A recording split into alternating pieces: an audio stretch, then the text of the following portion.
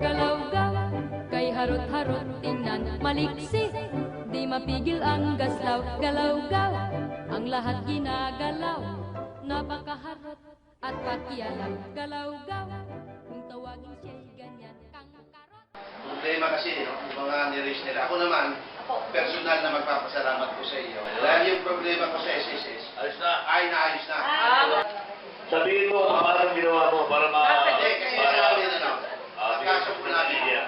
meron kaming employer. Nag-limit ang employer namin ang nawala ang accountant. Hindi siya nag-submit ng list. Kaya hindi na-credit sa amin.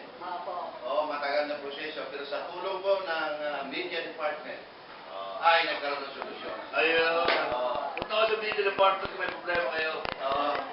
Ngayon, itong ating kasalukuyan board ng ay talagang masipag, inaalam nila kung ano itong mga investment. Nire-review nila, no? Sa katunayan, si Kit Kilatis na kausap niya ang chairman, si Dean, Amado Valdez at mga liderato.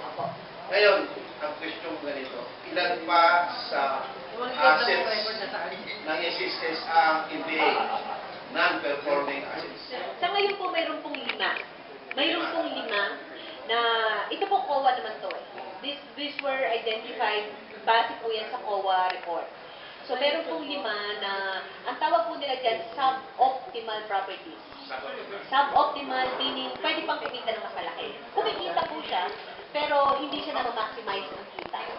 Meaning, kasi lupa po yan. So ang lupa, nag-appreciate ng value every year.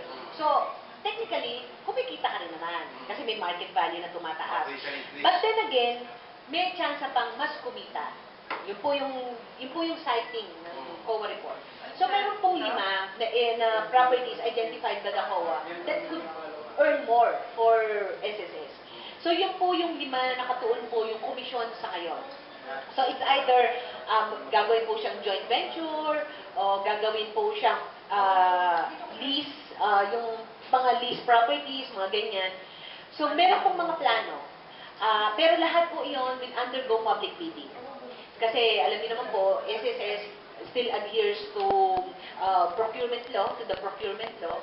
So lahat po yan will undergo public bidding. And it will be an open public bidding po na kayo po, matutuntunan ninyo paano po yung nagiging proseso dyan. Ito mga properties na ito ba ay pwede niyong tayuan ng housing? Kasi meron kayong housing loan, di ba? Pwede niyo bang tayuan ng mga condominium ito na kayo mismo ang mag-administer at ang uutang sa inyo ay taga-media? Ang media po ay members ng SSS. Opo. So kung ano man po ang magiging desisyon ng ating komisyon in that regard, Direct housing, na investment. ano po yan eh, pag-aaralan po. Pag-aaralan po nila kung paano po ma-maximize yung kita. Kung halimbawa po makita nila na yan ay maganda in terms of housing for members, yun po ang maabangan natin. Kasi yan po ay magiging, ano yan eh, batayan niya ng pag-aaral. Pwede niyo po bang iparating sa board yung ating question na yun? Opo. Lahat naman po yan pinapakinggan nila. Pero at the end of the day po, dahil investment po iyan, hinahanap po nila yung pinakamalaking kita para papakinabangan ng lahat ng members at pension. Maraming salamat po. Salamat po, Sir Camilo. Yung pamangkin ko, manager ng isang kumpanya na malaki. Apo? Kaya nag-retire na siya, mayroon na siyang SSS pension. Apo? Kaso mo, nagtataka siya, bakit yung mas mababang pension sa kanya, mas malaki pa ang nire-receive. Anong kailangan gawin niya? Ang pension computation po ay batay sa 2 factors. Ito po ay nasa SS laws. Okay. Sa SS law po, ang factor po para sa computation ng pension, number 1, yung po tinatawag nating monthly salary credit. Hindi po yung inyong actual contribution. Ano po yung inyong deklaradong income sa SSS, yun po yung sa ngayon, up to a maximum of 16,000 lamang. So, hindi ibig sabihin, kahit na kumikita ka 50,000, dahil hanggang 16,000 lamang, yun po ang tinatawag nating monthly salary credit. Ang pangalawa po, yung haba ng pag-uhulog with SSS. Pag kinumbine po yung dalawa, yung haba ng paghuhulog, at saka po yung kung lagi kang nasa maximum monthly salary credit, sigurado po yon, kayo ang may pinakamataas na pensyon pag po kayo ay nasa dulo. Pwede pong, posible po yan, na nangyayari po yung ganyan. Yung mas mababang position sa kanya, una, all along, hanggang sa nagsimula sila sa paghuhulog with SSS, lagi siyang nasa monthly salary credit. Pwede pong yung mas mataas ang posisyon, nagkaroon siya ng butas. Halimbawa po, baka ilang taon siyang hindi nakapagtrabaho. Kasi po, yung credited years of service, mayroon po yung impact sa iyong pension computation. So baka po nawalan siya ng trabaho, yung po mas mababa ang posisyon, tuloy-tuloy lamang po. Pero just the same, kahit na po kasi malaki yung sahod, parehas lamang po yung pagbabatayan ng inyong monthly salary credit. Kung halimbawa po, ngayon, ang clerk, 20,000. Ang manager ng bangko, 50,000. Parehas lamang po sila, ang kanilang kontribusyon sa SSS ay batay sa 16,000 pesos. Okay. Opo. Ang gusto niyo po bang makita ay kung paano po kinompute yung pong inyong pensyon. Pwede naman po kayo pumunta sa amin kasi makikita naman po namin yan kung paano kinompute. Lahat po kasi yan, wala na siyang manual computation. System-based na po yan. So, kung ilan yung credited years of service, ilan yung monthly salary credit, ganun po siya. Nag-churn out, ano na po yan, computer-generated po. Yes, sir. Ma'am, may Yes, sir. push na ba tayo o pinag-iisipan naman natin na magkakaroon ng OWA SEC saka nangyari para bago makapag-register sa SEC itong mga muna rin tira sa inyo. Kasi ginagawa nila, nagpapalit lang, kakarain kumpanya, papalit lang ng pangalan. Oo, tama ka. Nagsimula na yung usapan dyan. Nagsimula na yung usapan ni President Manny Doong with SEC and DTI. Kasi nga, yung mga, sa SEC, yung mga korporasyon, yung mga malalabing kumpanya. Sa DTI naman yung mga business permit ng mga small and medium enterprises. Nagsimula na po yung usapan dyan. Abangan po natin in the coming months kasi meron lang silang mga tinetresh out na kasi sa DILG din, di ba, parang magiging dagdag ano rin yan dagdag sa kanilang proseso. So, di ba, we're also espousing yung one-stop policy for our business owners, yung mga gusto magtayo ng negosyo. Pero nandun po tayo sa usapan na yun. Nakakatulungin na natin ang SEC at DTI na every time na magre-renew ang mga negosyo ng kanilang business permit, they have to also submit a certification from SSS na sila ay compliant with SSS payments. Ma'am, active ba, gano'n ka-active yung ating website kung sa pag-update ng mga miyembro, tatanong, saka yun nga, para yung servisyo sa online ay gaano na po ka-effective? Oo. Yung sa www.sss.gov.ph natin, sa ngayon, pwede ka nang kumuha dyan ng issuance, meron na dyan issuance of SS number. So, halimbawa, kayo, magtatrabaho pa lamang kayo, wala pa kayo SS number, pwede mo na yan kunin doon sa ating website. Pwede mo rin makita, mag-enroll ka doon sa buy.sss, nung iyong sariling SS number, kung ikaw ay self-employed at voluntary, kung ikaw naman ay employed, kunin mo yung employer SS number mo para ikaw mismo makikita mo yung iyong records processing. Ang isang area na alam namin na nagiging concern ng ating members in terms of our online transactions is yung bagal, di ba? Alam naman namin nakakarating sa amin yung concern na yan na bakit ang bagal, hindi namin mabuksan yung website. Yun kasi yung isang bagay na katulong namin ng mga telco, yung mga telco dyan. So kasi yung bagal ng internet connection, may factors din po iyan. So those are the things na meron ding mga tinitingnan yung ating IT group dyan. Di ba sinabi naman ni Chairman Amado Valdez nung ating nakaraang anniversary press con, that they are looking into the electronic transactions. Meron tayong tinatawag na Information Technology Committee sa level ng commission natin. Precisely because alam namin na marami na rin tayong membro going into online transactions. Nais ko, dapatin na pala si Chairman, yung Vice Chairman. Mike Gabi. Morning, Chairman. Itong programa ng SSS na mga wala pa trabaho, college students, high school, pero pwede na kumuha ng SSS numbers in preparation. Bigyan mo ng detalye para We're launching soon. Actually po, ito po ay idea ni Chairman Dean Valdez. Ang tawag po nila dyan ay pre-employment registration. So, we'll be doing mga campus visits. Kakausapin po natin yung CHED, I think pati DepEd, kasi yun po yung mga nasa senior high school program, na pwede na silang kumuha ng SS number para anytime na mayroon silang pagkakitaan na. Kasi ngayon kahit ang mga bata nag-o-online nag-o-online selling.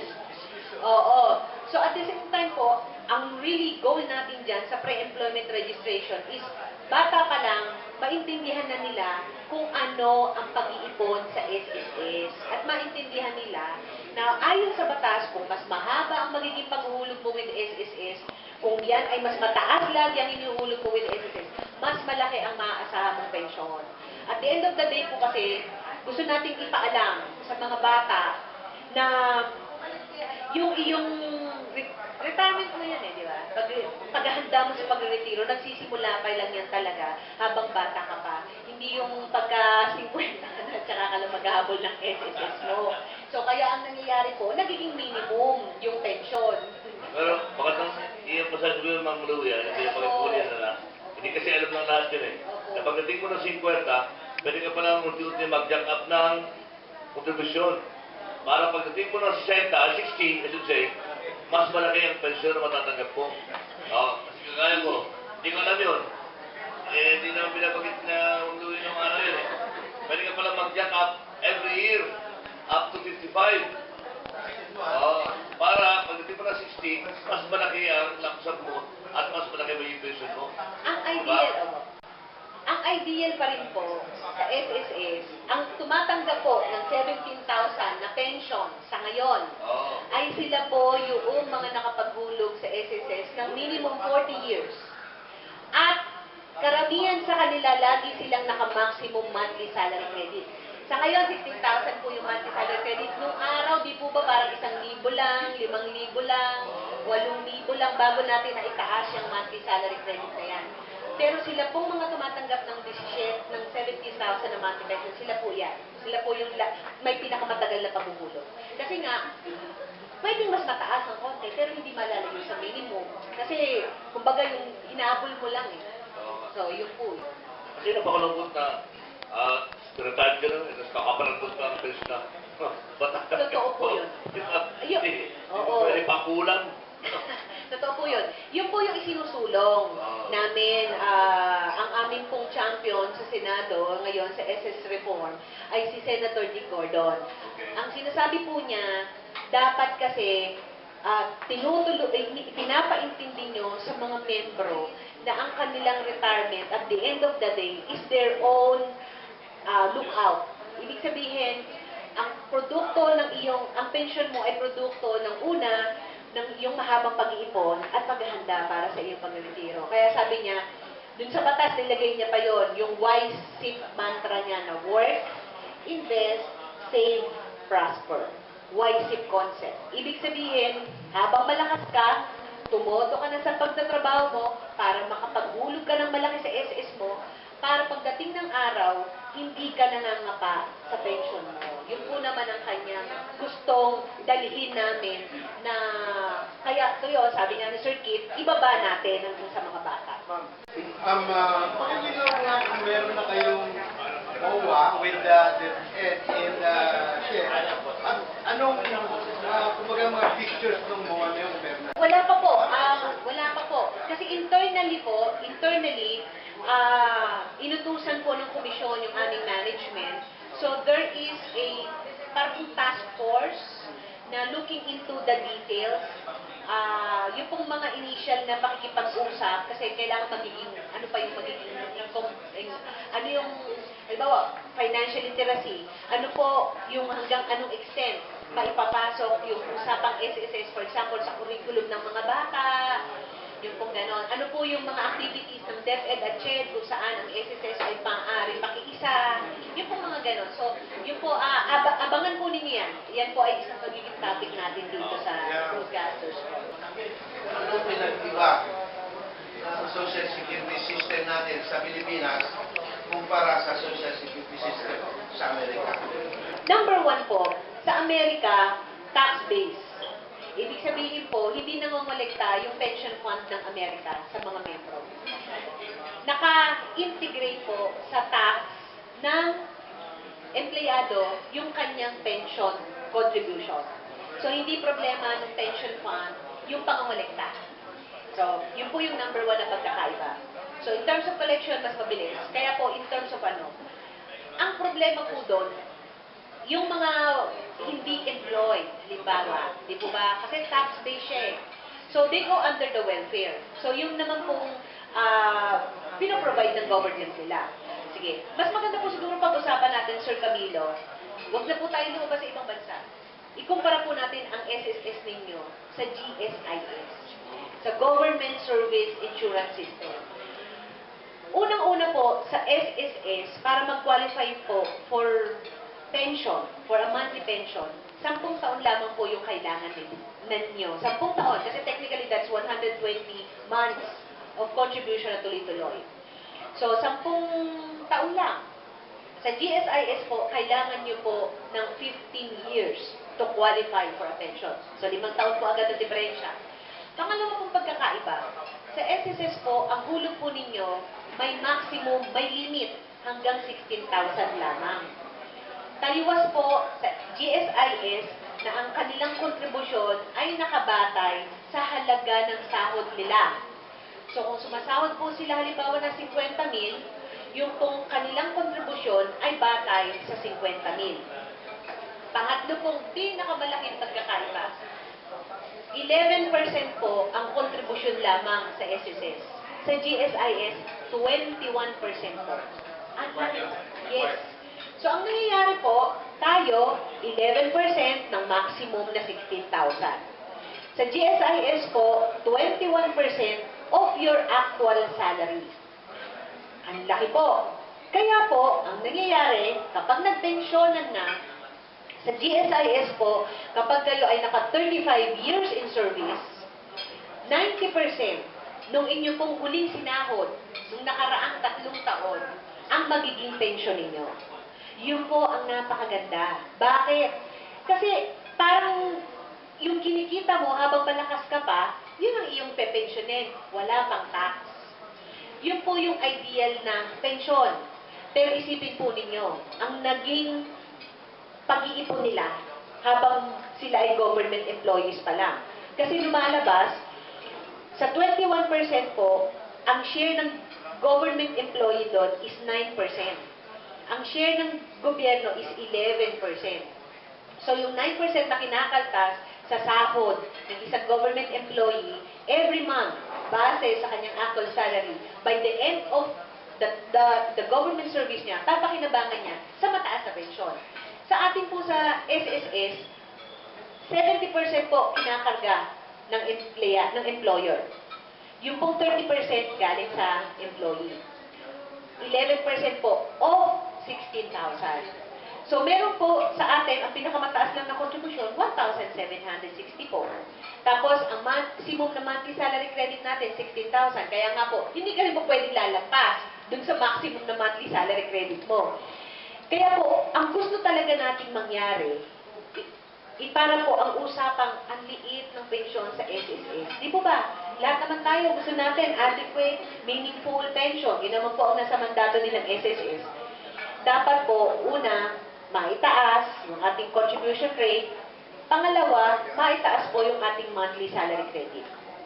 Pero yan po, lagi, kailangan nating ihingi ng permiso sa Pangulo po ng ating bansa, kung sino man po ang nakaupo. Pero sa totoo lang po, pag inisip po ninyo, ang SSS, pera po ninyo iyon. Hindi naman po pera yon ng pamahalaan din. So, ang hinihingi nga po natin ngayon sa mambabatas, yung sinusulong nating batas, yung po tinatawag nating rationalized powers of the commission. Meaning, sila po ay magkakaroon ng kapangyarihan para po iangat yung inyong mga benepisyo, yung inyong pong monthly salary credit, kasama na po din syempre yung contribution schedule, kung ano po ang nararapat na contribution schedule pero still based on actuarial valuation. Ibig sabihin, dapat batay sa pag-aaral na siyentipiko. Para, eventually, ang maganda po talaga, maging katulad tayo ng GSIS. Pero po, yun ay bunga. Kaya nga sabi, ang kwentuhan, lakay, di ba? No? Pag nagsama-sama ang mga SSS at GSIS pensioner sa isang umaga, no? Mas marami raw order yung mga taga-GSIS. Kasi po, ang laki talaga po ng pension nila. Pero dahil din kasi ang tagal at ang laki ng pag-iipong ginawa nila para sa kanilang pensyon. So bottom line, parehas lamang po, kung ano po yung pinag-ipon natin, hindi po talaga yung ating makukuha sa ating retirement. Wala akong yabang sa asawa ko kasi yung asawa ko, pag-retire ng teacher sa Department of Education, ang laki naman yung pension niya. Ay! Totoo po yan. Totoo yan. Totoo po yan. Nahiya ako kung ikukumpara ko yung aking pension eh. Totoo po yan. GSIS, Kaya lang sa GSIS, halimbawa naman, wag naman. Ang GSIS member, ang retiree pensioner, pag siya ay pumanaw, 50% lang ang tinatanggap niyang pensyon ang tatanggapin ng kanyang primary beneficiary. Baliktad naman po sa SSS, tayo 100% ang tawid ng pensyon sa ating primary or legal beneficiaries. So, ibang-iba po. Salamat lang kasi ang daming nakiisa. Minonitor namin yung mga nakiisang media dun sa ating selebrasyon. Marami pong salamat sa suporta na nandun po kayong lahat. Sana po tulong-tulong tayo yung meron kaming gagawin uli na run after contribution evaders. So, sana nandun po uli kayo to support us. Basta't kami sa media, Ma'am Rui. Sige mo na sa aming listahan, lalo na yung gusto namin ma-broadcast sana ng mga delinquente. Lalo kung may general dyan, mga congressman, o kaya mga senador na nagbabayad ng NSS na kanilang mga maid. Yun. Di ba? Tama. Yung share campaign ninyo, tulungan, ibigay niya sa amin para makatulong kami sa kampanya. Or, mga network owners ng media, kaya na binabagay ni Pangulong Duterte kahapon, di ba? Gusto nyo mag-rally, kayo mga media, mag-rally kayo. Dahil marami sa inyo underpaid. Maraming mga kuripot ng mga network, di ba sabi niya? Mag-rally din kayo. Di ba? Sa totoo lang yung, kapag ka-media entity ka, hindi ka rin makasingil. Kung yung media network mo ay delinquent sa pagbabayad ng kontribusyon ng kanilang mga empleyado. Di ba, ma'am? Totoo po yan. Una-una, tinitinakan ka ng SSS. Okay ba ito? Okay ba itong kumpanya ito? Di ba? Ano ko sabi sa surplus club? May sinisingil kami. Yung pala marami pang utang ang nasa surplus club itong araw pa. Hindi kami yung nagdang administrasyon. Meron kaming kasing ad na nakuha from SSS. Kasi meron kaming anniversary, tawag ito, anniversary magazine. Nakuha kami ng ad. Nung bayaran na, mas malaki pa rin utang namin sa sisingin natin. Kasi nga, may mga hindi nakabayar ng una at yun ang sinasabi ng NSS na dapat compliant yung kumpanya para makasingil. May tanong mo na si General Mike. Sir, upo ka. Kaya ka tayo binibigyan ng broadcast. Akala niya may pera tayo eh. Kunwari lang, kuya. Hindi, tanong ko. Yes po. Ma'am, biktima po kasi ako ng war. Gusto kong mag-loan. War sa Marawi. Ibig sabihin, ang tanong ko, yung mga biktima sa Marawi, paano ba ito? Sila ba ituturing? Hindi naman pwedeng calamity loan yan. Kasi war, iba yung war, di ba? So, anong project nyo sa mga biktima ng Marawi? We launched the Calamity Loan Assistance Program Ayun. for Marawi and Ormoc victims. Meron po tayo niyan. Meron po tayo specific for calamity loan assistance. Meaning, our members, Okay. kung kahit na po kayo nakatira dito sa Maynila, pero kayo po ang official residence ninyo, for example, ay dyan sa Ormoc, dahil sila ay na Lindol, di ba? Tapos kayo naman ay sa Marawi, kayo ay na-displace din, ganyan. Pwede po kayo mag-avail ng ating Calamity Loan Assistance Program. Meron po tayong Calamity Loan dyan, na particular lang para sa mga membro natin dyan, na you can loan as much as 16,000 pesos. Depende sa iyong pinaguhulugan na monthly salary credit with SSS. Ang hinihingi lang natin dun sa ating calamity loan assistance para mag-qualify ka, yung para ding ating simpleng salary loan na dapat may 36 months ka minimum contribution, yung 6 na buwan doon ay naihulog mo sa loob ng isang taon bago ka nag-apply. So meron lang tayong yung basic na qualifying condition.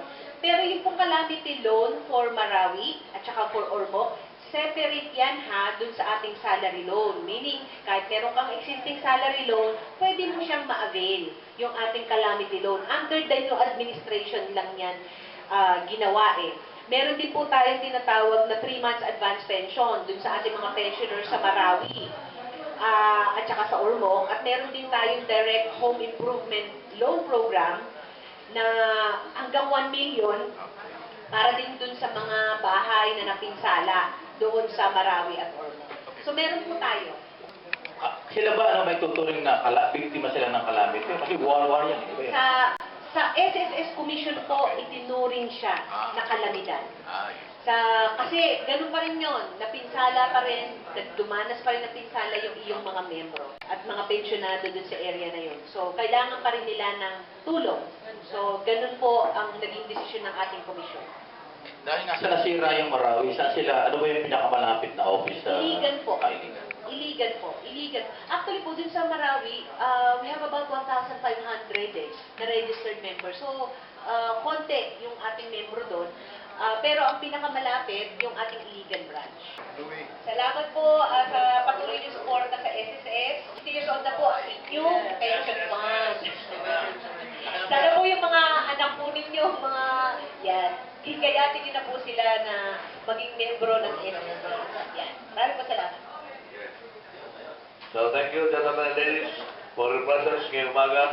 Hanggang sa susunod na miyembros ulit sa ating pong Chairman edisyon ng ating Broadcasters Forum. Sa kalan po ng Chairman Mike Abe, again, maraming salamat sa inyong presensya ngayong umaga. Ma'am Louie, huwag kayo magdadala at imbitahan kayo uli namin sa susunod. Ako po si Mami Yet Robles, ang mami at babaeng lagalag. At ito ang aking balita, news, para sa kaalaman ng buong Pilipinas, buong mundo, North, East, West, South. Hanggang sa muli! At pakialam, galaw-gaw, kung tawagin siya'y ganyan, kang karot, na trumpong tumatarang, galaw-gaw, nakalilito.